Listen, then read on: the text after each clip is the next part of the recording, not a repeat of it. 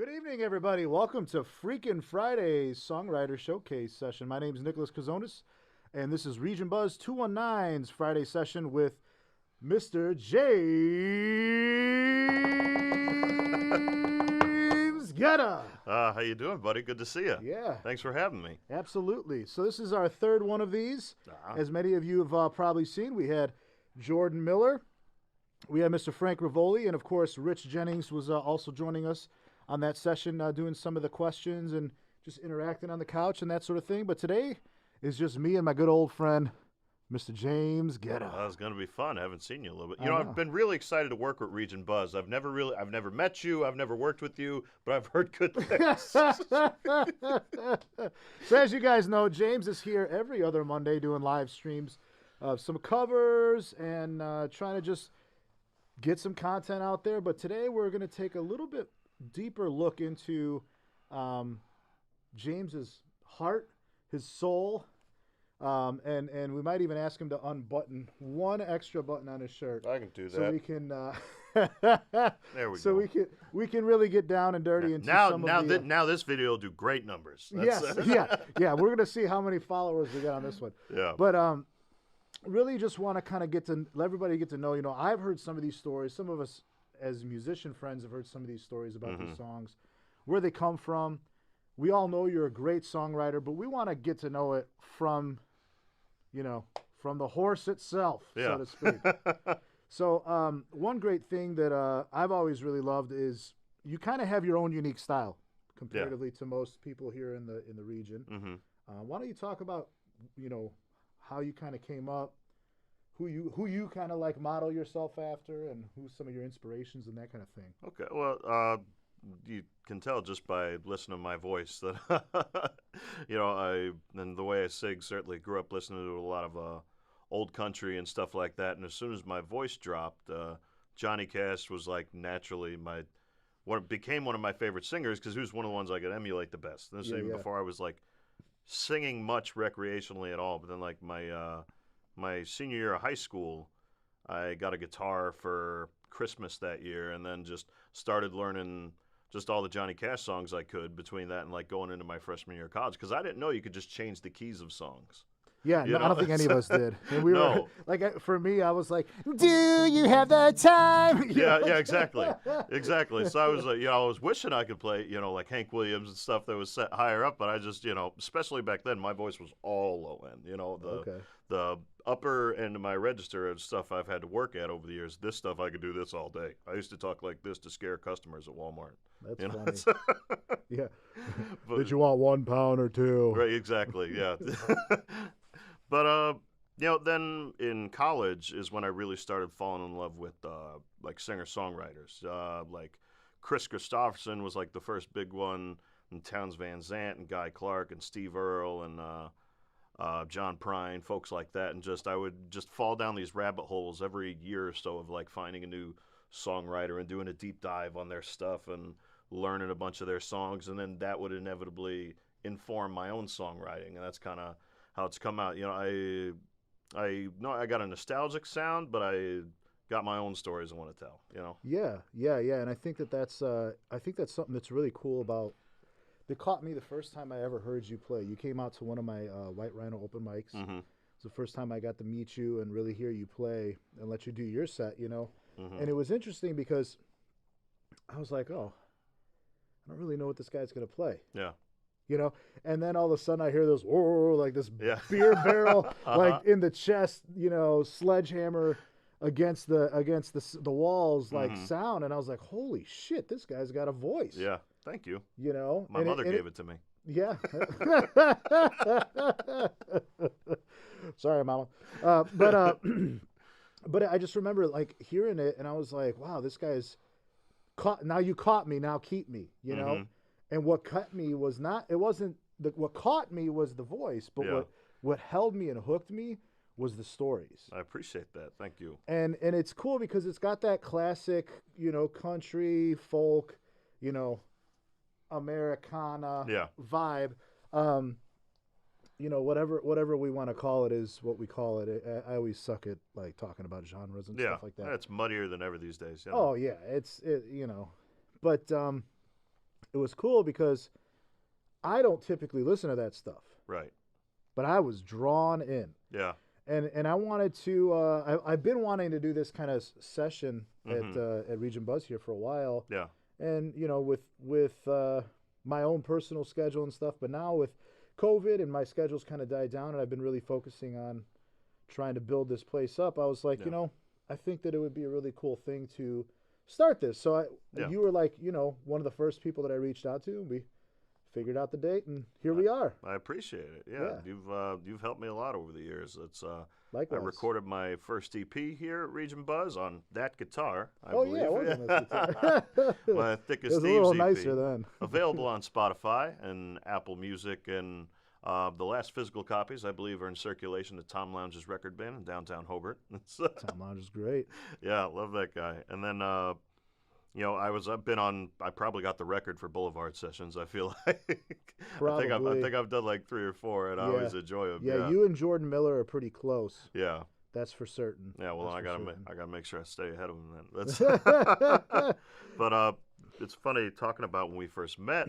I remember when I first started coming around was because I hooked up with Jack Whittle, our mutual friend, killer guitar player. But he enjoyed my songs. He said, "Oh, I got to get you out there and playing and stuff," because I was just going to like 1 or 2 local spots the same nights every week. Wasn't gigging hardly at all. And then he said, "All right, there's 2 guys you got to meet, and then they'll help get you out there even more." And it was Mr. Nick Kazonis, and it was our dearly departed friend, Mr. Scott Larson. Those were the 2. He said, if you win those 2 guys over, they'll help you out a ton. And that's how it was. Yeah. Yeah, I remember coming out to that White Rhino and singing. That was.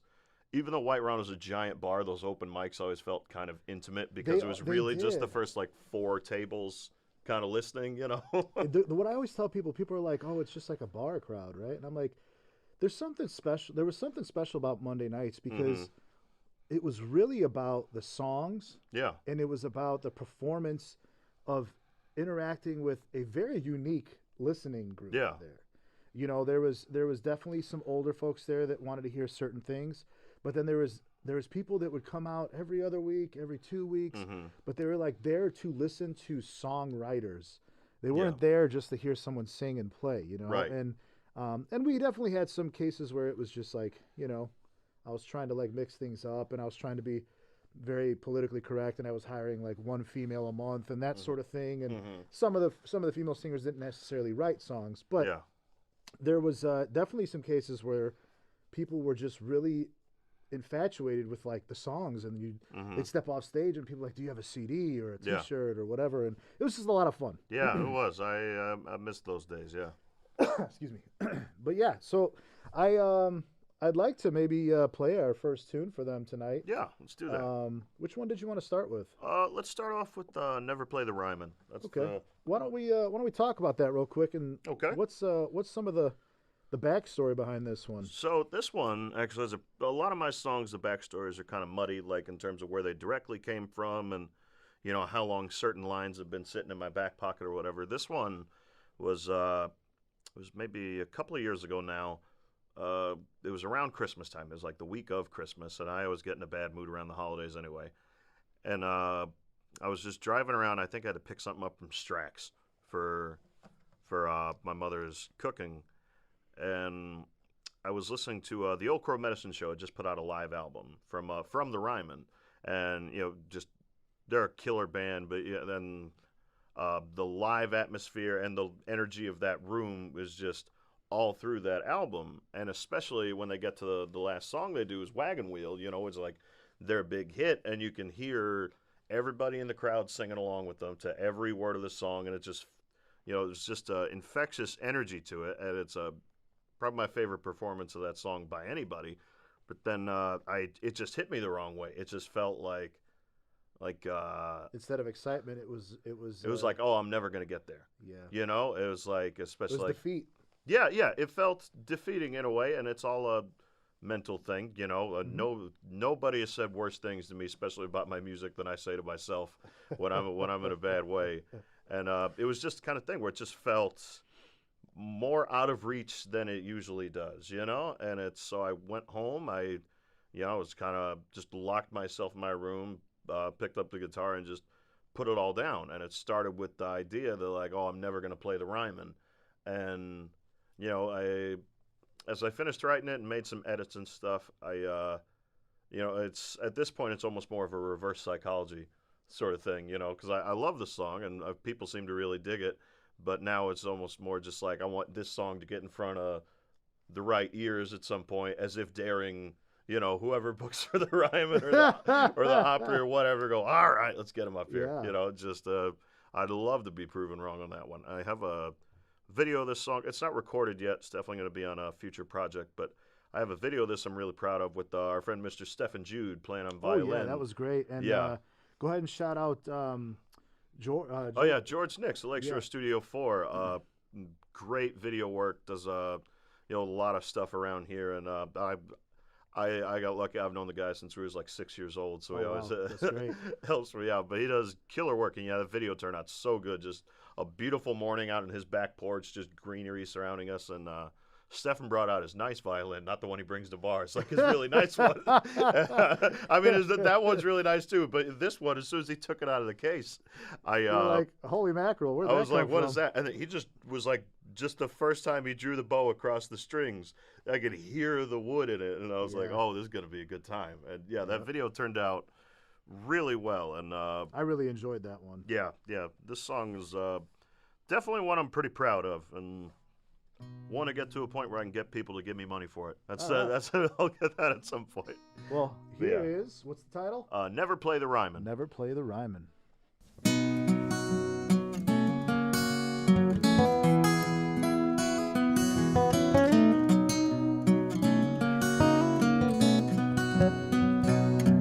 Had a packed house of 7 at last night's show. My calendar for the next month's full of holes. I got $1 million of voices, so I've been told.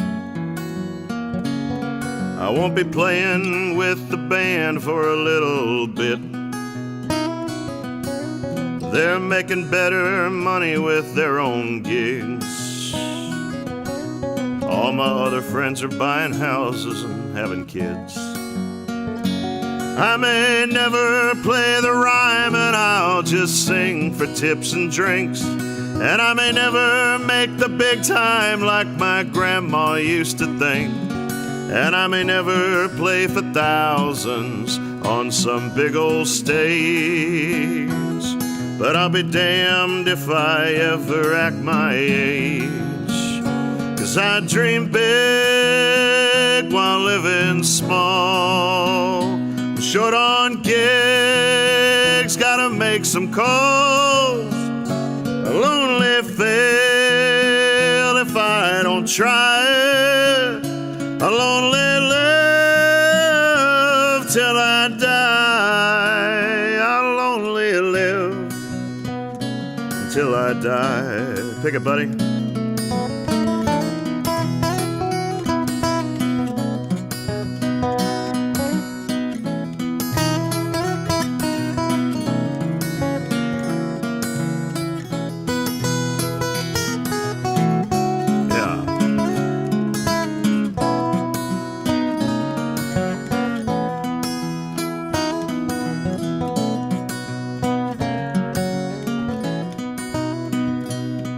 Got a girl who does me right more than wrong.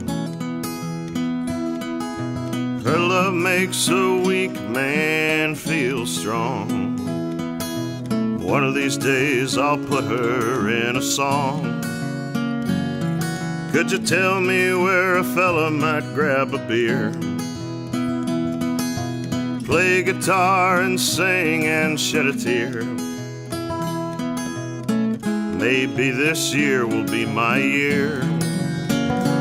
I may never play the Ryman, I'll just sing for tips and drinks. And I may never make the big time like my grandma used to think. And I may never play for thousands on some big old stage. But I'll be damned if I ever act my age. 'Cause I dream big while living living small. I'm short on gigs, gotta make some calls. I'll only fail if I don't try it.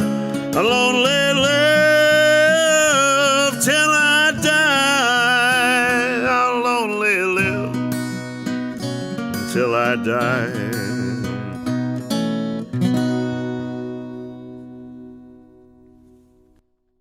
So you've got a line in that song Yeah. that reminds me of a Scott Larson. Okay.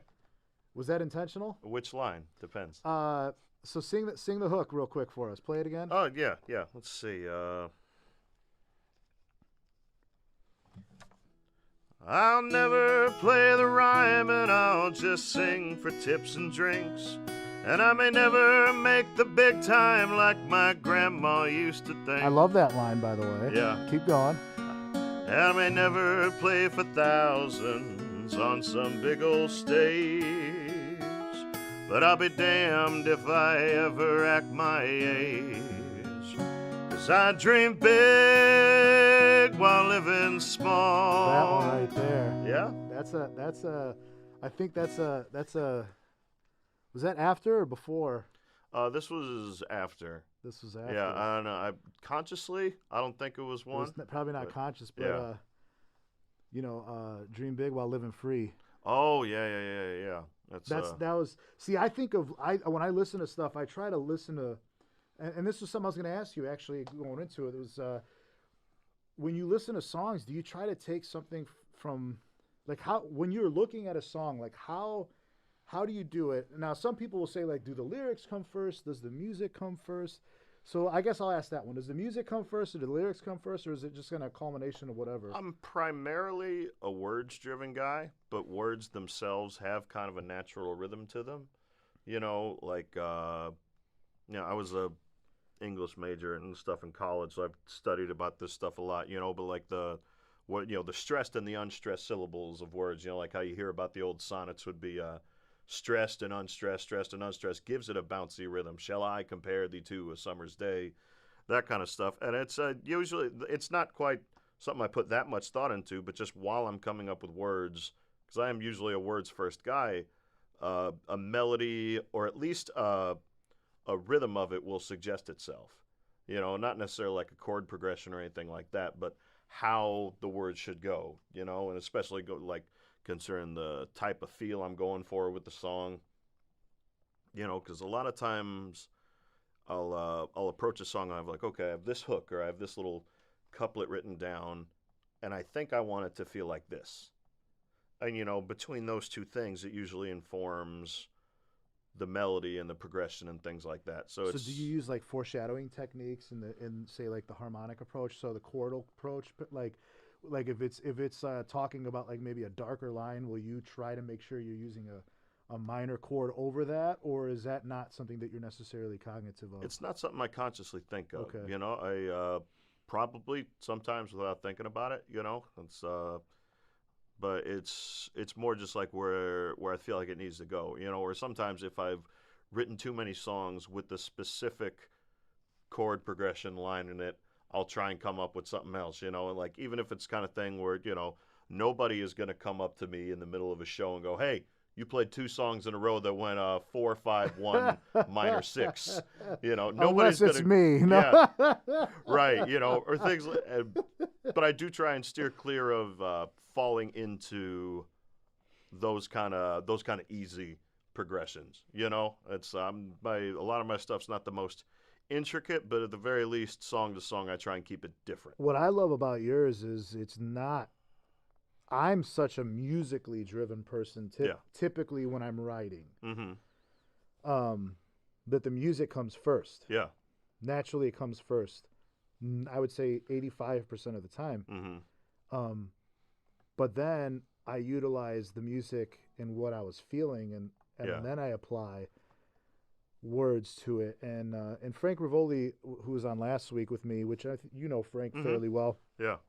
We were talking about a songwriting book that I used in college. It's by Pat Pattison, and it was from the Berkeley Press, and it talks about this thing of, okay, take 2 minutes and write down every idea of what that song makes you feel right now, and then Yeah. just write words and you know, like, do you do that kind of thing? Like, are those some of the techniques that you sometimes use? Not really. I hate to keep saying no, but That's good. No, that's good because I don't really like have exercises. I do typically. It's and maybe I would, especially at times when I'm more creatively stagnant. You know, when the song faucet isn't dripping as much. You know, things like that probably help get the brain going. But usually it's just more. I'm either feeling a song very much, in which case it usually comes out pretty quickly, Yeah. and then I make edits afterwards, or I like decide I'm going to write a song, or something will come to me for. I have a whole file of Google, like a whole Google Doc in my phone of hooks, just little disparate lines and ideas and things like that. That's And if how- I come up with something for one of them, then I'll write around that. But it's more just like I'll decide to write, then I just kind of start. that's how Bill Withers did it. Yeah? Yeah, he would call his wife on his lunch break, and he had like napkins upon napkins of like different lines. Because Bill Withers, prior to being a well-known singer-songwriter, he was like he built Johns. You know, he made toilets. That's what he did for a living. Yeah. So on his lunch break, he'd step off, call his wife at home, and say like, lovely day or whatever, whatever the line was of the tune. And so there's like they said the wife had this notebook next to the the phone where she would write all these things down, and he would come home and finish writing the song. Yeah. So it's kind of cool to see how you say Google Docs, like what a concept to think that like how tools have changed in songwriting. Yeah, definitely. And there's certainly something to be said about how giant corporations make their way into various aspects of our lives, but it's handy just for the fact that I can write it on my phone and it'll be on my computer as well. Oh, where I like sit down to actually write. Or something else I do a lot, convenience of modern technology, because I think a lot about songs when I'm driving. And if I come up with a hook while I'm driving, I usually got my phone plugged in and up on the dash, so I'll just hit hey Siri. I'll just hit voice memo, and I'll just kind of pound out like the kind of groove for it on the steering wheel and sing it just into that. I also have a whole bunch of them sitting in my phone waiting to be written, and like, because I don't plan this stuff out. There's no names on them. It's just voice memo 57. Yeah. And I'm like, so sometimes I'll go through and just listen to all these like 25-second song ideas that I half had while driving home from Finnegan's one night. Yep. Oh yeah. Yeah. Oh, I know all about that. Yeah. Do you ever delete them, or do you keep all those No, files?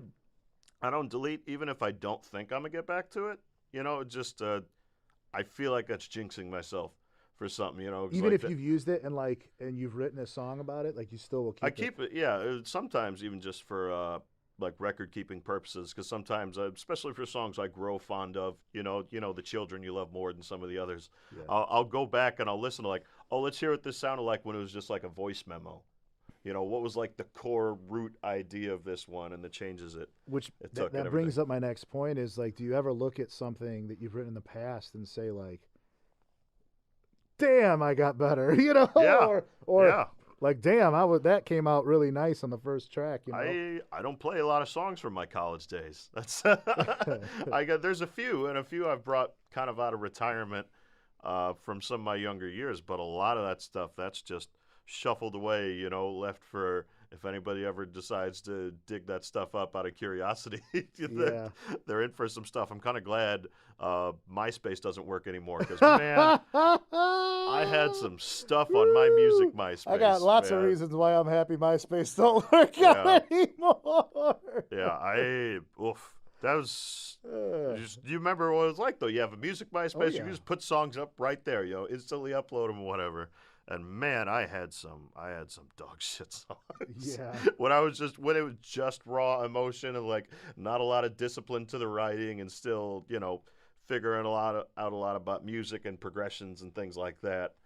And just there's a lot of rough stuff, man. I'll give you one. I'll give you one that I remember, because this may be the cringiest song title I've ever had. Are we recording this one? Let's make sure we got this. That's fine. I'll put this out there for posterity. The song doesn't exist anymore. I'm pretty sure even in like old laptops, the file has been long lost. But I wrote a song one time, and I don't remember how it went, but the title was "It's Always Cold in the Friend Zone." Oh my goodness! Oh, that's so man. bad, right? That's like some like something like early Justin Bieber's would write. Yeah. It was bad. That's awesome. I think you might have dropped your tuner in your pick. Yeah, there we go. That's okay. Yeah, but you want to go ahead and go to the next one? What's the next one called? Yeah, next one is a song that was featured on my last EP called "Sleeping Around." This is the story behind this one was just kind of self-explanatory from the song, not direct one-to-one like narrative events or the story is what happened, but more the mood of it. Sometimes you feel like the best way to medicate yourself for getting over somebody is to just meet somebody new, even if it's not about that person at all. Just the joke I always tell on stage, and I think some of the folks that hear me tell it often enough are getting pretty tired of it, but the joke is, sometimes the best way to get over somebody is get on top of somebody else. So that's kind of what this song's about, and that's a funny line, but it's whatever you got to do to get through the night. If you're not hurting anybody, if you're not, hurting yourself or whatever, there's worse ways in the world to emotionally cope than making yourself and hopefully somebody else feel good. So yeah, this is my song, "Sleeping Around." All right, key of F. Yeah.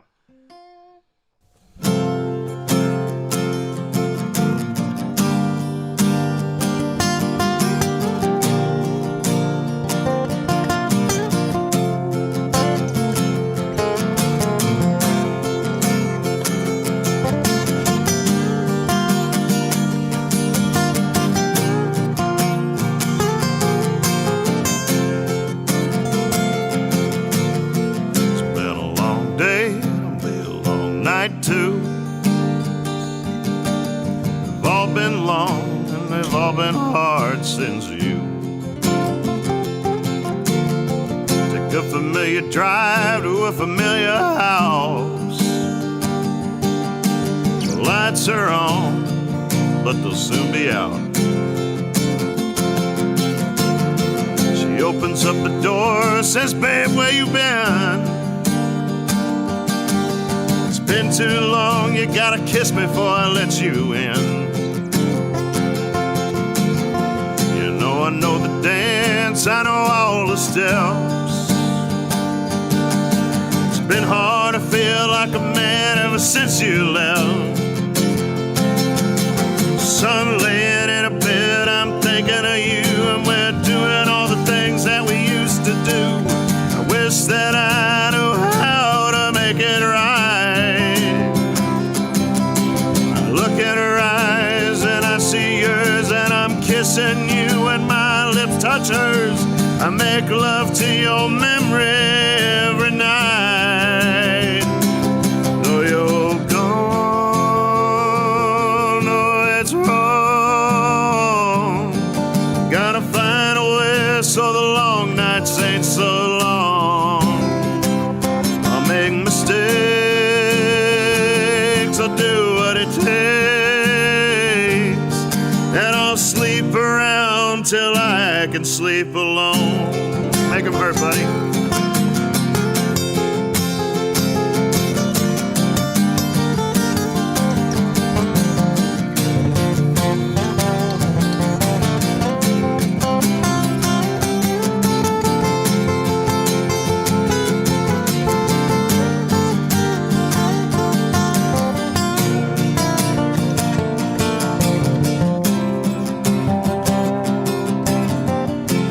First date, I know you know how that goes. Put your best foot forward and try not to let her know.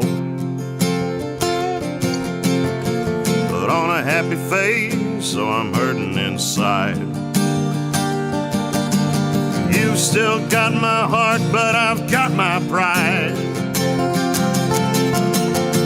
Take out a little bit before we leave the bar.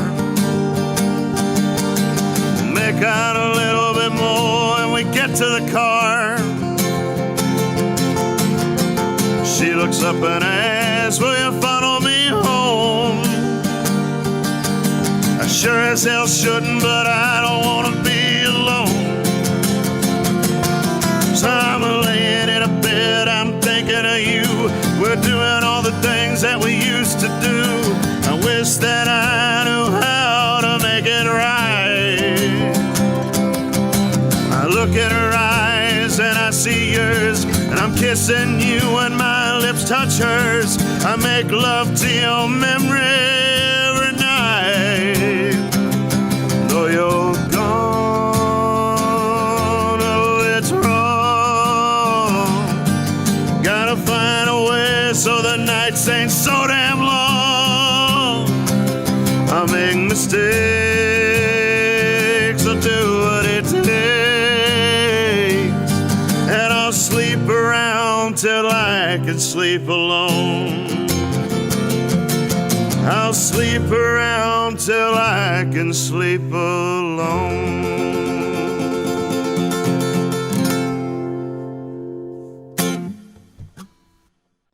Well, that was a very raw tune. Yeah.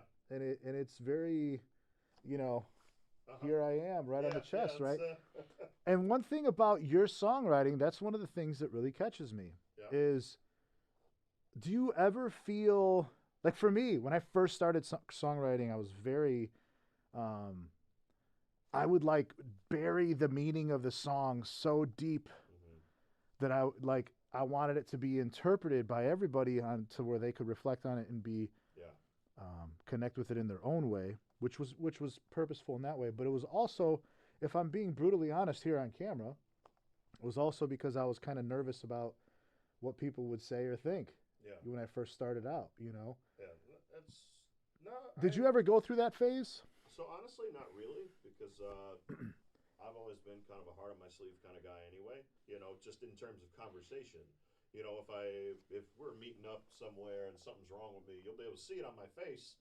And the second you ask what's wrong, I will just go into it, you know? So it's like I'm not very good at obfuscating my emotions. You know, I can put an emotion in a song and bury it somewhere, but for songs like that especially, which just came out of like a emotional time, I've never felt weird about putting my own emotions out there, because I've always kind of seen, especially my songwriting, is just like standing on a hill and begging for attention. You know, that's where sad songs come from. Which is so different than what most people do, though. Yeah. Right? Like, that's something that sets you aside. That's something that caught my eye first time I heard you. Yeah. Like I said, it was like a big beer barrel voice, and then the stories were like just raw. It was like right there. It's like, I don't even need to, there's no interpretation. No, there's very little artifice, Sometimes I wish I was a more mysterious songwriter, because I love a lot of songs that like you have to listen to like 3-4 times and like look at the lyrics online like to really dive into it. And I want to try writing more like that. It's just for emotional songs and stuff like and romance songs especially. It's just I've always been the type to just project outward, you know, and also in terms of like bravery of performing songs in front of people, I learned pretty early on, at least with me. Like I cut my teeth at front porch music out in Valparaiso, which is always a very active listening audience. You know, there's not a lot of talking while a performer's on stage, and so I got used to playing and people listening to every word I was singing. And you know, I'd sang songs like "Your Girl's Tattoo" and things like that. Yeah. You know, a couple songs where I make myself kind of the bad guy of the song, and people be right there with me. And so after that, it's like, well, okay, they'll just kind of follow me wherever I'm taking them, you know, and that instilled a certain confidence in me. There's a great quote from Whisperin' Bill Anderson, who's a great country songwriter from way back in the day in Nashville. I think he still sings on the Opry regularly. Killer songwriter, and I heard this quote from him in an interview one time where he said, you know, songwriting is basically just undressing in front of people. And like, it's especially personal songwriting, things like that. There's different kinds of songs, but for a love song, for a heartbreak song, you know, there's not much to do, at least from my perspective, besides just let them see it. Let them see where you hurt, because chances are you're not the only one in the room hurting that way. Some people are more vocal. So would you, this is always kind of a weird question for a lot of people, but do you see yourself as kind of like an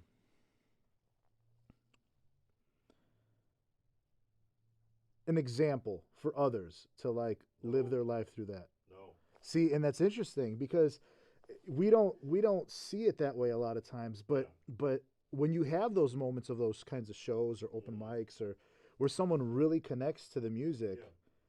um, they're experiencing your pain along within their own as Yeah. well. And there's something to be said about that. I think that's really, you know, important. Not just pain, by the way. You know, Yeah. all skips of Emotions, yeah. mine are mostly painful. Yeah. But the thing is, you know, like I think that people look towards music for healing. Yeah. You know, it's the glue, as Charlotte Friedland would say. It's the glue that brings people together. You Yeah. know, and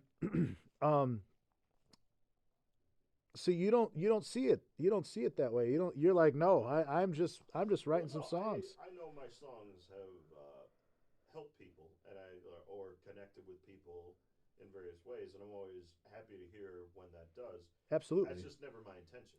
Yes, and that's the thing. That was kind of what I was getting at. Is Yeah. it's not your intention to like try to heal people. Yeah. No, it's usually like I got something I want to say, or I have a story I want to tell, and just I don't really think about how others are going to feel about it until I start putting it out there, and then it's a matter of like, well, okay, is this connecting with folks and things like that, and sometimes if it doesn't get pulled out as much, even if I think it's a great song, but with the writing and the performing of it and just making the song and putting it together, my thought is never like, what are people going to think of it? Or draw from it or whatever. Yeah, yeah. I feel like if you're trying to do that, it's almost like trying to hit a moving target. I think that it depends. I know what you're saying. I think that it also depends on like the nature of the song. Yeah. You know, like when back in the '80s and '90s when they wrote the song like "We Are the World," Mhm. like that was very intentfully written Right. for that kind of purpose, Yeah. so that everybody would connect to it. Mhm. And I think that there are songs that are like that, and it's okay. Yeah. But I also feel like a lot of people don't realize that it's never really our intention most of the time to try to connect with other people like that. It's just Yeah, it's it is what it is, I guess. yeah, I've always just seen my songwriting, at least a good chunk of it is like I have something in that I want to put out. Whether it's a feeling, whether it's a story, whether it's some of my more politically charged songs, it's something I want to express, and how that gets met is kind of secondary. You know. Yeah, and see, and in my perspective, I'm very similar, but there's certain topics I won't talk about because of, Mm-hmm. like you said, political things. Like I don't typically talk about political things, Yeah. especially blatantly in my music. I'll say Yeah. that. I got some that I'm sure in certain places would step on people's toes. But that's fine. Yeah, If you don't like a song, it'll be over before you know it. Go Yep. grab a beer, go take a piss, whatever. By Yeah. the time you're done, it'll be over with. Yeah, and the thing that I think that people, I guess the whole point of what I'm trying to say is people sometimes take things a little too literally. Yeah. It's like, hey, I'm just saying what I feel. Yeah. If you don't like it, like, listen to it for the next 3 minutes and 15 seconds, Mm-hmm. and then don't worry, there's probably going to be a song that you like coming up. Right. Yeah. So it's interesting. It's interesting how that kind of works. So you don't necessarily feel that way, like as far as writing it specifically for people. It's mostly just for expression. For me, yeah. For expression. Yeah, it can be a bit of a masturbatory exercise sometimes. So, what's the next tune called? All right, yeah, we'll change the pace. We had a couple of ballads. This next one is just a fun song. Every now and then I'll realize, like, all right, I got a lot of heavy stuff. I need something a little more lighthearted in my set. So this song is called Mr. Right Now, and the whole premise of it is It's about settling, because without great women settling for much lesser men that just happen to be around at the time, Nick, I wouldn't have any fun. That means you just got to go one more button lower. That's okay. Maybe if I'd hit the gym today. But this song is just, sometimes you don't need somebody for the next 12 years. You just need them for the next 12 hours or so. So here's Mr. Right Now. Cool.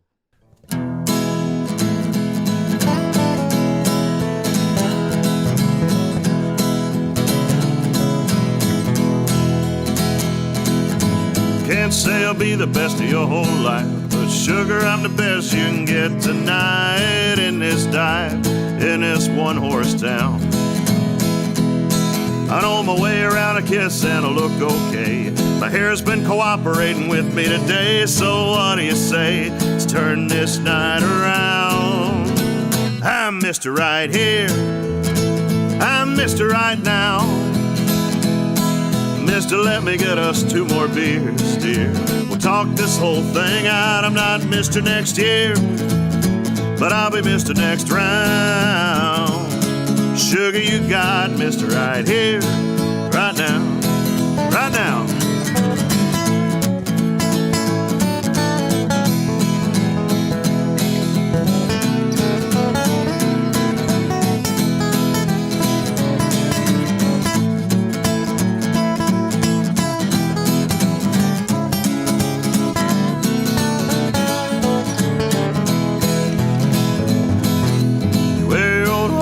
All down your arm.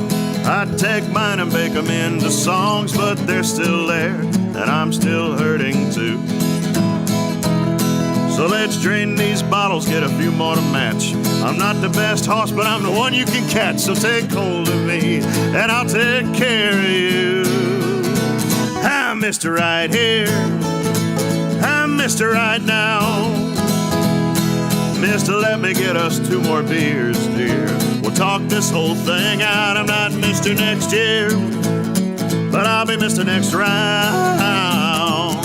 Sugar, you got Mr. Right Here, right now. One more, buddy.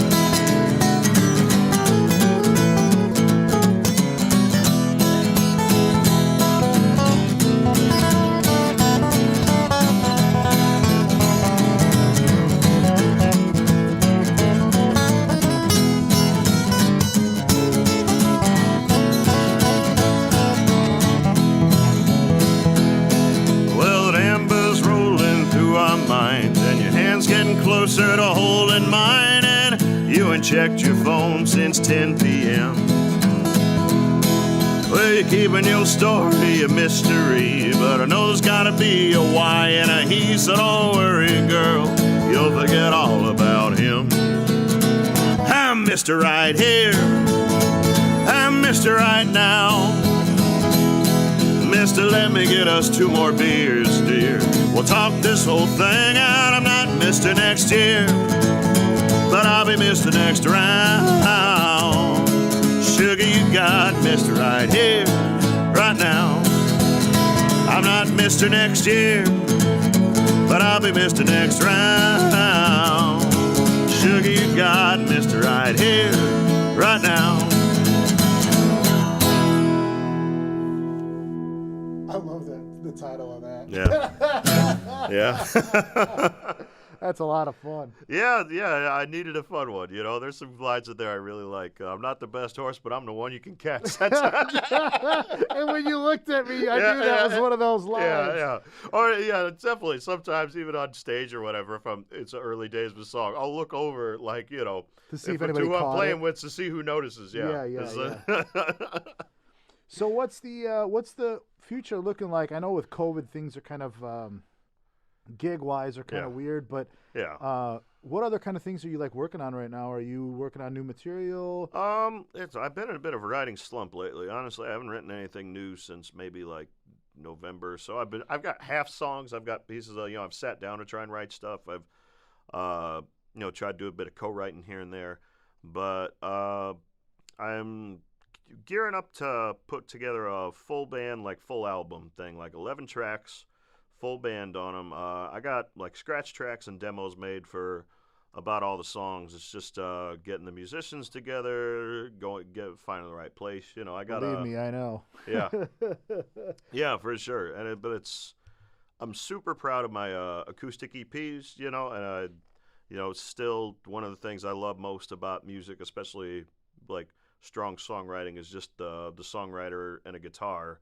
But so many of these songs I love when I bring them out to a jam night or I play them at one of my gigs, and hearing other people breathe life into them in ways that I didn't expect. Yeah. You know, like I work a absolutely. lot with Mr. Jack Whittle, and you know, he's kind of taking the producer role on so far on the new project, because he has a good ear for that kind of stuff. And it's because so many times I'll play a song for him, and you know, first or second time hearing it, he'll find something in the solo that I wasn't expecting to come out, or you know, he'll find a harmony that I didn't know the song needed, things like that. You know, so it's want to do a full-bodied, you know, full band album, and that's going to be. I want to have it done ideally first half of the year, but we'll see. You know, these things take time. These things take money too. So that's yeah, they do. yeah. But in the meantime, you know, just trying to get gigs where I can, trying to, you know, still trying to write songs and trying to stay busy, idle hands and all that. You know. Yeah, I know that feeling. Yeah. I definitely know that feeling. So, you got any new tunes that are kind of like coming out of the COVID era, so to speak? No, I've sat down to try and write a COVID song, and it's because you tend to be pretty good about like writing about the times and yeah, stuff. yeah. It's just I haven't been able to find the right voice for it or the right story to tell, you know, and that doesn't come across as like I don't want to say hacky, but like just obviously we've all been trapped inside. Obviously we've all been away from friends and things like that, and I want to find a unique angle on it, or at least a unique story to tell.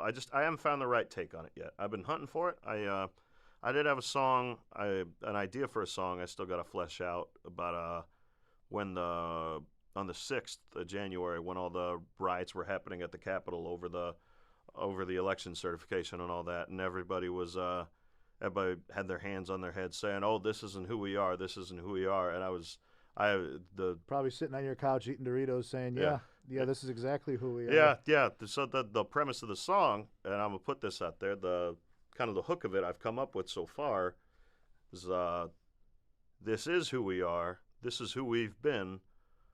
Like a drunk coming home to his wife and saying he'll never drink again." And there you heard it first, my friends, at RegionBuzz219 on Freakin' Friday Songwriter Sessions. James Gedda, everybody, one more time. Thank you so much for tuning in. We hope that you guys are having a wonderful week. Any final words, James, you'd like to say? Maybe let them know what your website is and all that kind of thing? Yeah.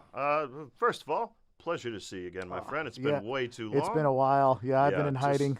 I'd have sat down and talked with you even if there weren't cameras pointed at us, Lord knows. And but yeah, every other Monday here on Region Buzz, do a live stream for an hour or so, starting at 7 p.m. I make Facebook events and stuff for them. But JamesGeddaMusic.com, James Gedda on Instagram, James Gedda Music on Facebook, and that's where you'll find me. Any YouTube or anything like that? Right, yeah.